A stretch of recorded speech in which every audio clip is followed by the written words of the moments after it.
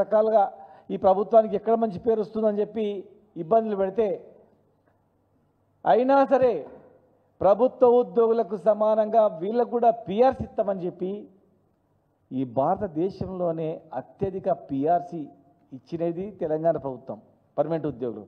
అదేవిధంగా అవుట్సోర్సింగ్ ఉద్యోగులు కూడా పిఆర్సీ ఇచ్చినటువంటి చరిత్ర టీఆర్ఎస్ ప్రభుత్వానికి ఉంది. మరి ఇవాళ ఏంది అవుట్సోర్సింగ్ సిబ్బందిని 1,25,000 మంది పైన వాళ్ళపైన వెయిట్ వేస్తాం, వాళ్ళని తీసేస్తామంటే ఎంతవరకు సమంజసం చెప్పండి. వీళ్ళని తీసేస్తామంటే వాళ్ళ జీవితాలు ఏమైపోవాలా? వాళ్ళని తొలగిస్తే వాళ్ళు ఎట్లా బతకాలి? వాళ్ళ పిల్లలు ఎట్లా బతకాలా? మీరు 2 లక్షల ఉద్యోగాలు రిక్రూట్మెంట్ చేసిన తర్వాత మీరు చేస్తామన్న రిక్రూట్మెంట్ కంప్లీట్ అయిన తర్వాత ఇగో మేము 2 లక్షల మందికి ఉద్యోగాలు ఇచ్చినాం, ఇక మేము ఏం చేయలేం, ఎక్కువ ఉన్నారు అని అక్కడక్కడ తీస్తామంటే ఏమన్నా అప్పుడు చూస్తామని అనుకోవచ్చు. అసలు ప్రభుత్వంలో పనిచేసేదే అవుట్సోర్సింగ్ ఉద్యోగులు. పర్మనెంట్ ఉద్యోగులతో సమానంగా పనిచేస్తున్నారు. ఇంకా కొన్ని సందర్భాల్లో ఎక్కువ గంటలు పనిచేస్తున్నారు వాళ్ళు. ఎందుకంటే ఒక భరోసా లేదు అక్కడ. ఏదో సాకుతో వేధిస్తారు, తీసేస్తారేమో భయంతో. ముఖ్యంగా commercial tax, transport department, stamps and registration, excise department, ఈ డిపార్ట్మెంట్లే ప్రభుత్వాన్ని నడుపుతున్నాయి. ఈ డిపార్ట్మెంట్ నుంచి వచ్చిన ఆదాయంతోనే గవర్నమెంట్ నడుస్తుంది. మరి ఆ డిపార్ట్మెంట్లో హయ్యెస్ట్ పనిచేసేది వీళ్ళే, రేయి బగలు కష్టపడేది వీళ్ళే. భయంతో గతంలో పనిచేశారు. తెలంగాణ వచ్చిన తర్వాత మమ్మల్ని తీసేయరు, పర్మనెంట్ చేస్తారు అనుకున్నారు. పర్మనెంట్ కావడానికి ఇబ్బందులు పెట్టినా పిఆర్సీ ఇచ్చినప్పుడు సంతోషపడ్డారు. ఇక మనం భరోసా ఉందిలే. ఇవాళ మీరు 2 లక్షల ఉద్యోగాలే మీరు రిక్రూట్మెంట్ చేయలేదు, ఉన్న ఉద్యోగాలు తీసేస్తామంటే ఎట్లా? కొండ నాలుగు మందు పెడితే ఉన్న 4 ఊడిపోయినట్లు. అరే కొత్త ఉద్యోగాలు ఇవ్వండి బాబు అని మేమే అడుగుతుంటే, మా విద్యార్థులతో ఎదురు చూస్తుంటే ఒకవైపు నిర్బంధాలు, యూనివర్సిటీ బంధులు, విద్యార్థులను రిక్రూట్మెంట్ గురించి అడుగుతారేమో. అశోక్ నగర్లో ఒక యుద్ధ వాతావరణం, ఉస్మాన్ యూనివర్సిటీలో ఒక యుద్ధ వాతావరణం, ప్రతి యూనివర్సిటీలో మాట్లాడే హక్కు లేకుండా పోయింది. మీరు ఇస్తామన్న హామీలు అడగడానికి హక్కు లేదు. ఇలా తెలంగాణ ఉద్యమంలో ప్రముఖ పాత్ర పోషించినటువంటి ఈ అవుట్సోర్సింగ్ ఉద్యోగులను తీసేస్తామంటే వాళ్ళ బతుకులు ఏమైపోవాలా? చాలామంది మాట్లాడు, డిప్యూటీ సీఎం గారు కూడా గతంలో మాట్లాడి, మాకు 100 ఏళ్ళ చరిత్ర ఉంది, ప్రభుత్వాన్ని ఎట్లా నడపాలన్నా మాకు తెలుసు, రెవెన్యూ ఎట్లా రావాలన్నా మాకు తెలుసు, ఈ రెవెన్యూతో ఎట్లా నడపాలని కూడా తెలుసు అని చెప్తున్నారు కదా. మరి ముఖ్యమంత్రి గారేమో నడవడానికి కష్టమైతేనే అంటున్నారు. ప్రతి నెల 6,500 కోట్ల రూపాయలు ఉద్యోగుల జీతాలకు ఇస్తామని చెప్తున్నారు. మళ్ళీ వాళ్ళు ఏం చెప్తున్నారు? రిజర్వ్ బ్యాంక్ను అడుక్కొని చేతి బదులు తీసుకొచ్చినామంటున్నారు. చేతి బదులు ఏంటది? సంతనా ఇది? చేతి బదులు ఎట్లుంటుంది? వచ్చే ఆదాయంలో 6,500 ఇస్తామని మీరేం చెప్తున్నారు, మళ్ళీ మీరే చేతి బదులు తీసుకొచ్చి నడుపుతున్నామని చెప్తున్నారు. ఇలా రిటైర్మెంట్కు అవుతున్నాడు ఉద్యోగి అంటే, పర్మనెంట్ అయినటువంటి ఉద్యోగి రిటైర్మెంట్కి వచ్చేటప్పుడు భయపడుతున్నాడు. రిటైర్ అయిన తర్వాత జీతం రాదు, రిటైర్ అయిన తర్వాత బెనిఫిట్స్ రావు. ఆయన 35 సంవత్సరాలు కష్టపడి దాచిపెట్టుకున్న పైసలు, వాళ్ళ పైసలు వాళ్ళకు వాపసిచ్చే పరిస్థితులు తీయాలి. 11,000 మంది, దాదాపు 11,000 మంది రిటైర్ అయిన ఉద్యోగులు బిక్కుని బతుకుతున్నారు. వాళ్ళు పిల్లలు ఎక్కడో స్థిరపడ్డారు, కొంతమందికి ఉద్యోగాలు లేవు, పిల్లలకు పెళ్ళిళ్ళు కాలేదు, అనారోగ్య సమస్య. అటు హెల్త్ కార్డ్స్ ఇస్తామంటే హెల్త్ కార్డులది అంతే మూలకు పడ్డది, డబ్బులు ఇస్తామనే వైద్యం అందే పరిస్థితి లేదు. హాస్పిటల్లో పోయి ఆరోగ్యశ్రీ కింద అడ్మిట్ అయితే పురుగుల్లాగా చూస్తున్నారు. అరే వీళ్ళ పైసలు వచ్చేటివి లేవు, పోయేటివి లేవు అని చెప్పి కొన్ని హాస్పిటల్లో ఉన్న వాళ్ళు పేషెంట్లను ఆరోగ్యశ్రీ కింద అడ్మిట్ అయినట్టు పురుగుల్లాగా చూస్తున్నారు. ఇంకా హెల్త్ కార్డుల సంగతి దేవుడెరుగు. రిటైర్డ్ అయిన ఉద్యోగులు వాళ్ళ పైసలు వాళ్ళకి ఇవ్వడానికి చేస్తున్నాం. మేము ఒకటే డిమాండ్ చేస్తూ ఉన్నాం, మీరు భూములు అమ్ముతాం లేకపోతే ఇంకేది అమ్ముతాం అక్కడ ఫార్మసిటీలో అది చేస్తామంటారు కదా. ఫస్ట్ ఆ పైసలతో ఇమ్మీడియట్గా రిటైర్మెంట్ అయిన ఉద్యోగులకు వాళ్ళ పైసలు వాళ్ళకి వాపస్ ఇవ్వండి. ఉద్యోగుల యొక్క త్యాగాలు అంతింత కాదు, లెక్క కట్టలేనటువంటిది. రిటైర్డ్ ఉద్యోగులకు ఇమ్మీడియట్గా ఇవ్వండి. ఒక్క డిపార్ట్మెంట్లో ఒక్క ఉద్యోగం తీసినా మేము ఊరుకోం చెప్తున్నా. అవుట్సోర్సింగ్ ఉద్యోగం ఏ డిపార్ట్మెంట్ అయినా సరే, ఏ డిపార్ట్మెంట్లో అయినా ఒక్క ఎంప్లాయీని తీసేసినా ఖచ్చితంగా మేము ఉద్యమిస్తాం. తెలంగాణ ఉద్యమం తరహా ఉద్యమిస్తాం మేము. పంచాయతీరాజ్ డిపార్ట్మెంట్లో ఇప్పటికి జీతాలు లేవు. మున్సిపల్ అడ్మినిస్ట్రేషన్లో అవుట్సోర్సింగ్ వాళ్ళకి జీతాలు లేవు. చాలా డిపార్ట్మెంట్లో అగమ్య గోచరం ఉంది. సర్వశిక్ష అభియాన్లో ఇంకా కొన్ని డిపార్ట్మెంట్లో పర్మనెంట్ చేస్తాం. ఛాయాదాయ లోపల జీవో ఇస్తామని చెప్పారు ఎలక్షన్ల కన్నా ముందు. వాళ్ళు అడుగుతున్నారు, సార్ ఛాయ్ ఆపండి సార్, మమ్మల్ని పిలిచి ఛాయ్ ఆపండి అని. ఛాయ్ లేదు, బిర్యానీ లేదు, టిఫిన్ లేదు, అసలు పిలుసుడు లేదు, చూసుడు లేదు. ఉన్న వాళ్ళని పీకేసుడే ఉంది అంతే. పీకుడు తప్ప వేరే ఏం లేదు. ఇక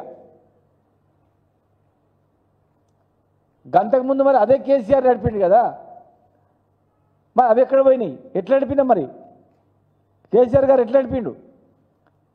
ఒక్కరోజు జీతాలు ఇచ్చిర్రు లేట్ అయిందని చెప్పి ఉద్యోగులను రెచ్చగొట్టితే మరి ఇప్పటివరకు 5 డిఏలు ఈ రాష్ట్రం దేశంలోనే తెలంగాణ తరహా ఎవరు బాకీలు లేవు. 40,000 మందికి ప్రమోషన్లు ఇచ్చిన వాళ్ళని ఏదో ఒక పిఆర్సీ, థర్డ్ పిఆర్సీ ఎలక్షన్ అయినాక ఇద్దామనుకుంటే వాళ్ళు తప్పర్థం చేసుకున్నారు. మీరు ఏదో చేస్తామని చెప్పిండ్రు, అన్ని హామీలు ఇచ్చిర్రు. ఇలా అందరూ కూడా మిమ్మల్ని నమ్ముకొని ఇదైపోయారు. దయచేసి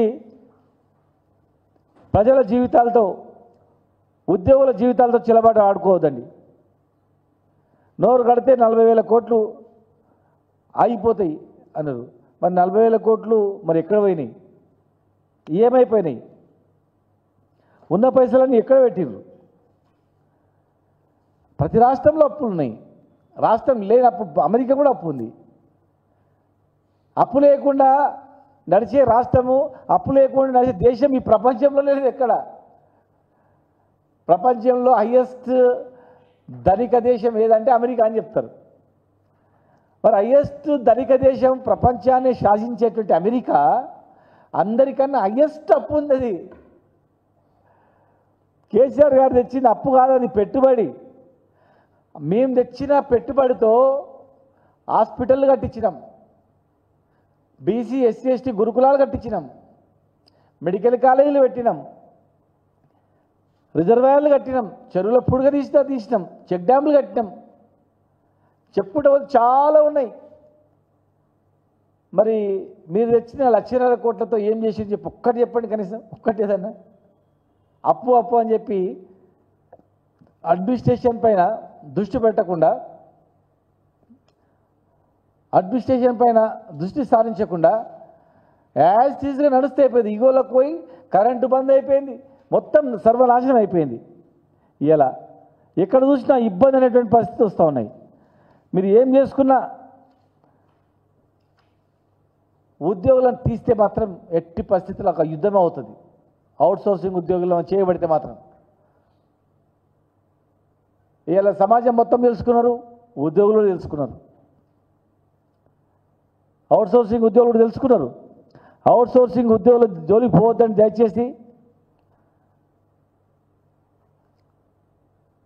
అన్ని పార్టీల నాయకులు చెప్తా ఉన్నా. దయచేసి కాంగ్రెస్ కార్యకర్తలకు కానీ, మీరు కూడా ఒక తండ్రి, మీ తండ్రో మీ నాన్ననో చిన్నాయనో అవుట్సోర్సింగ్ ఉద్యోగం పనిచేస్తుంటాడు. ఏకాఏకి 20-30 ఏళ్ళ తర్వాత ఆయన తీసి పడేస్తే ఆయన జీవితం ఏం కాదు ఒకసారి మీరు ఆలోచన చేయండి. ఏదో మేము అన్నమని కాదు, బయట పోయి ఏం పని చేసుకోగలుగుతాడు? మీ కుటుంబంలో రిటైర్డ్ అయినటువంటి మీ అన్ననో మీ తమ్ముడో ఉంటాడు, మీ అన్ననో మీ చిన్నాన్ననో ఉంటాడు. రిటైర్మెంట్ అయిన తర్వాత ఆయన డబ్బులు రాకపోతే ఆయన ఎట్లా బతుకుతాడు మీరు చెప్పండి. దయచేసి ఆలోచించండి. ఏకపక్షంగా మాట్లాడితే కాదు. అవుట్సోర్సింగ్ ఉద్యోగులారా, మీరేం భయపడకండి, మిమ్మల్ని ఎవరు తీయరు. ఒకవేళ ప్రభుత్వం ఇట్లా మిమ్మల్ని తీయాలని పూనుకుంటే మీ తరఫున ఖచ్చితంగా తెలంగాణ ఉద్యమ తరహాల మీ తరఫున ఉద్యమించడానికి మేమున్నాం. ఆనాడు ఉద్యమంలో మిమ్మల్ని మీతో పాటుగా ఉద్యమంలో దింపినాం, తెలంగాణ తెచ్చుకున్నాం. మిమ్మల్ని పర్మనెంట్ చేద్దామనుకున్నా మీకు తెలుసు కోర్టులో ఉన్నటువంటి ఇబ్బందుల వల్ల రూల్ ఆఫ్ రిజర్వేషన్ లేదని రకరకాలుగా చెప్పడం వల్ల ఆగిపోయింది. అయినా ప్రభుత్వ ఉద్యోగులతో పర్మనెంట్ ఉద్యోగులతో సమానంగా పిఆర్సీ ఇప్పించడం మేము ఇప్పించి కాపాడుకున్నాం. దయచేసి ధైర్యంగా ఉండండి. ఒక డిపార్ట్మెంట్లో తీసేస్తే ఇంకొక డిపార్ట్మెంట్లు నాకేం పట్టింది అనుకోకండి. రేపు ఏమైనా తీస్తే మీరు ఏమనుకోతే మిమ్మల్ని కూడా మొత్తాన్ని తీసేస్తాం. ఐఏఎస్ అధికారులు కొంతమంది తప్పుడు లెక్కలు చెప్పి తప్పుదో పట్టిస్తున్నాం. రాష్ట్ర ఖజానా మొత్తం ఉద్యోగులకే పోతుందని చెప్పి అపో సృష్టిస్తూ ఉన్నారు కొంతమంది ఐఏఎస్ అధికారులు. దయచేసి ఎవరైనా ఐఏఎస్ అధికారి రిటైర్మెంట్ అయిన ఉద్యోగులను కానీ అవుట్సోర్సింగ్ ఉద్యోగులను, ముఖ్యంగా అవుట్సోర్సింగ్ ఉద్యోగుల విషయంలో తప్పు నివేదిక ఇచ్చి వాళ్ళ జీవితాలతో చెలగాటమడితే ఎవరిని కూడా మేము తప్పు చేసిన వాళ్ళని ఎవరు కూడా మేము వదిలిపెట్టాం. ఇవాళ సొంత జిల్లా ముఖ్యమంత్రి గారి సొంత జిల్లాలో ఇవాళ నేను పర్యటించి వచ్చినాను. వడగండ్ల వాన కొన్ని వందల వేల ఎకరాలు, రాష్ట్రంలో వేల ఎకరాలు వడగండ్ల వాన వల్ల టోటల్ చిన్నాభిన్నమైపోయింది. వడగండ్ల వాన వల్ల ఎక్కడి వాళ్ళు అక్కడ ఏడుస్తూ ఉన్నారు. వాళ్ళ పరిస్థితి దిక్కుతోని స్థితిలో ఉంది. వాళ్ళంతా సార్ కౌలు రైతులకు కూడా ఇస్తామన్నారు, మరి కౌలు రైతులకు కూడా డబ్బులు ఇస్తామన్నారు, రైతు బంధు ఇస్తామన్నారు. ఎక్కడ పోయిందో మాకు తెలుస్తలేదు సార్. కౌలు రైతులు లేదు, ఉన్న సేన్లు పోయినాయి, ఒక్క ఆఫీసర్ వస్తలేడు, మేము ఎట్లా బతకాలని చెప్పి ఈమె వేడుకుంటా ఉంది. నేను చచ్చిపోతా సార్ అంటుంది ఈమెను ఓదార్స్తే కూడా ఇంటలేదు. అప్పులు తీసుకొచ్చిన ఆదివారం నాడు 1 కిలో కూర తెచ్చుకుందామంటే పిండి సంచి వస్తుందిగా అని చెప్పి మిరపపొడి అన్నం తిని బతికినాం సార్. ఇవాళ రాత్రి వర్షం పడ్డది, భూమి మీద ఒట్టేసి చెప్పిందామె తిండిగా కడుపు కట్టుకొని చేను పండిస్తే ఇవాళ మొత్తం పోయింది. అగ్రికల్చర్ ఆఫీసర్ రమ్మంటే నేను వరంగల్లో ఉన్న రేపు వస్తా అని చెప్తున్నాడు. నేను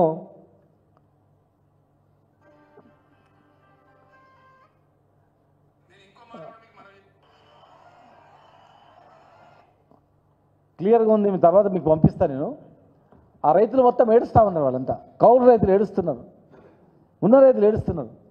రాష్ట్రంలో వడగండ్ల వాన వల్ల దెబ్బతిన్నది. దయచేసి ముఖ్యమంత్రి గారు చీఫ్ సెక్రటరీ చెప్పి ఇమ్మీడియట్గా ఈ రాష్ట్రంలో ఎక్కడ వడగండ్ల వాన పడ్డది తక్షణ సాయం వాళ్ళకు ఎకరాకు కనీసం ఒక 34,000 రూపాయలు ఎకరాకు సాయం చేస్తే వాళ్ళు బాగుపడతారు. లేకపోతే వాళ్ళ కష్టం అవుతుంది. మీకు పెద్ద లెక్క కాదు, పెద్ద అమౌంట్ కూడా కాదు. ఇలా కుటుంబాలు రోడ్ల మీద ఏడుస్తుంటే, గుండెలు బాదుకుంటుంటే మంచిదా మీకు? అధికారులు చెప్పట్లేదా? దయచేసి ఆ వడగండ్ల బాధితులను కూడా ఆదుకోవాలని, రైతులను కూడా ఆదుకోవాలని, అవుట్సోర్సింగ్ ఉద్యోగుల జోలికి పోవద్దని, వాళ్ళకి ఏదైనా జరిగితే ప్రభుత్వంతో బాధ్యత, ఇవాళ ప్రభుత్వమే బాధ్యత తీసుకోవాలి. వాళ్ళకి ఏ చిన్న సంఘటన జరిగినా దానికి పూర్తి ప్రభుత్వం బాధ్యత వహించాల్సి వస్తుంది. వాళ్ళ విషయంలో రిటైర్మెంట్ ఉద్యోగులు కూడా ఇమ్మీడియట్గా బెనిఫిట్ ఇవ్వాలి, వాళ్ళని కూడా కాపాడాలి. నువ్వు ఆ రిజర్వ్ బ్యాంక్ దగ్గర అప్పులు చేస్తారా, ఇంకా ఎవరి దగ్గర అప్పులు చేస్తారా మాకు తెలియదు. ఇమ్మీడియట్గా వాళ్ళ పైసలు వాళ్ళకి వాపస్ ఇవ్వాలని చెప్పని, దయచేసి మానవీయ కోణంలో ఆలోచన చేయాలని చెప్పని నేను మీ ద్వారా రిక్వెస్ట్ చేస్తూ ఉన్నాను.